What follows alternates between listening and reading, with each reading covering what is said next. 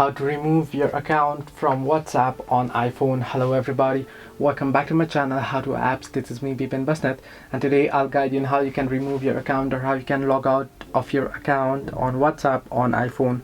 Now, while you may feel that the process is complicated, actually it's quite simple and easy, so let me guide you to quick and easy through this video. First things first, what you want to do is, instead of opening WhatsApp, you want to simply head into your device settings. Now you should get an interface like this. You can see settings here. Now next thing what you want to do is you want to scroll down and you want to look in for general option and tap on it. Once on general, you want to tap on iPhone storage option. Once you do so, here if you scroll down, you'll be able to see all the apps installed on your device. You want to look in for WhatsApp. You want to simply tap on show all and you want to look in for WhatsApp and open it up.